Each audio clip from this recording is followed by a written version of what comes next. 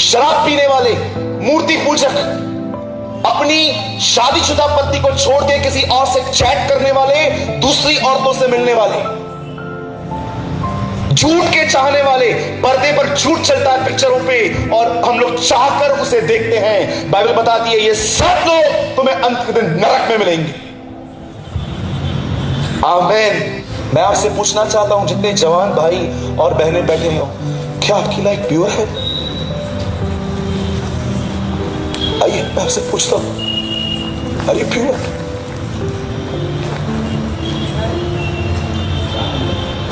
यीशु ने कहा तुम सुन चुके थे व्यभिचार मत करना।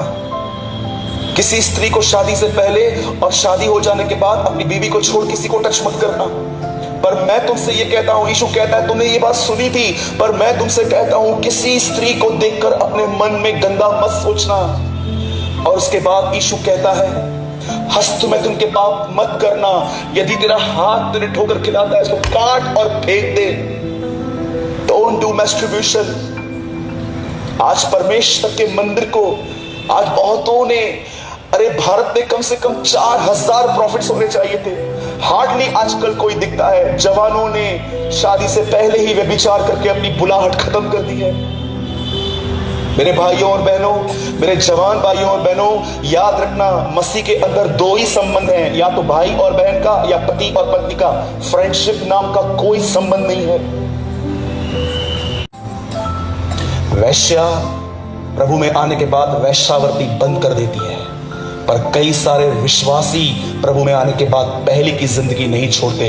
कभी आपने इस विषय में पढ़ा? आई एम सो सॉरी, मैं बहनों की प्रेजेंस में ये वर्ड्स यूज कर रहा हूं। क्या कभी आपने बाइबल को पढ़ा और उसमें आपने देखा उन 10 औरतों को कुंवारी कहा गया था, वर्जिन्स? पर कितने लोगों ने आराम से प्रकाशित वाक्य पढ़ा है? आप में से कितने लोगों ने पढ़ा है इन्हीं कुंवारियों को प्रकाशित वाक्य में वैश्या कहा गया? हार्लट्स, कुंवारी वैश्या कैसे बन गई? कितनी बड़ी बात है। यीशु मसीह जिस कलीसियाओं को बचाने के लिए आया, अंत में वही प्रभु यीशु मसीह उन कलीसियाओं को वैश्या कहता है। बोलता है इनके काम प्रोस्टिट्यूट के हैं। मैं आपको जाने से पहले एक आखिरी बात बताना चाहता हूं। ये मेरे हाथ में जो पवित्र शास्त्र है, मेरे बाइबल में 1732 पेज हैं, 1100 से अधिक अध्याय हैं। मैं इस बाइबल को 45 से अधिक बार पढ़ चुका हूं। मैं आपको यीशु के नाम में एक आखिरी बात कहता हूं।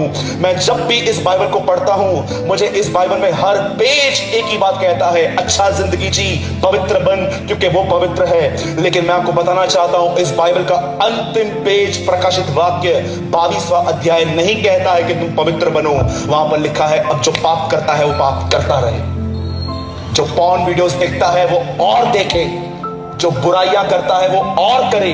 कभी आपने सोचा है कि पवित्र शास्त्र की अंत इस तरह क्यों होती है? ऐसा क्यों लिखा है जो मलिन है वो मलिन बना रहे, जो अपवित्र है वो अपवित्र बना रहे? और क्यों बाइबल का अंत इस प्रकार होता है?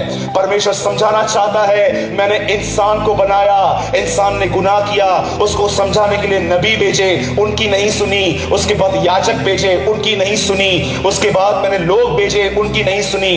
अंत में मैंने अपना बेटा भेजा, उसकी भी नहीं सुनते हैं। वो उनके लिए मारा गया, गाड़ा गया, जी उठा, वो उसकी भी नहीं सुनते हैं। ये सब बातें जानने के बाद जब आप बाइबल के अंत में आओगे और उसके बाद प्रभु आपसे पूछता है, क्या तू अब भी अपना जीवन वैसे ही जीना चाहता है? Yes Lord. मैं इस वचन को जब पढ़ रहा था, मैं जब पढ़ता था, मैं हैरान हो गया, ये क्या लिखा है? जो अपवित्र है वो अपवित्र बना रहे। मैं सोच रहा था, यूहन्ना आपने इस किताब को सुना, अपने प्रभु से ठीक से सुना? यस सर, मैंने ठीक से सुना। क्या आप बिलीव कर सकते हैं? बाइबल का अंतिम पेज कहता है जिसको पाप करना है करो, जिसको पॉर्न वीडियो देखना है देखो, जितनों को मैरिज होने के बाद भी अफेयर रखना है रखो। बाइबल का अंतिम पेज कहता है। लेकिन याद रखना ये अंत नहीं है, उसके बाद लिखा गया है हर एक के कामों के अनुसार प्रतिफल देने के लिए उसके पास फल है। You know, indirectly Prabhu last page पे क्या कहता है? सब जानने के बाद भी अपनी जिंदगी खुद जीना चाहते हो, गो टू हेल। जो करना है करो। आप जानते हैं न्याय के दिन, ओ जीसस, न्याय के दिन, मैं फिर से कहता हूं, न्याय के दिन वही लोग बुद्धिमान ठहरेंगे प्रभु की नजर में जो इस पृथ्वी पर यीशु की तरह जिंदगी जीते थे।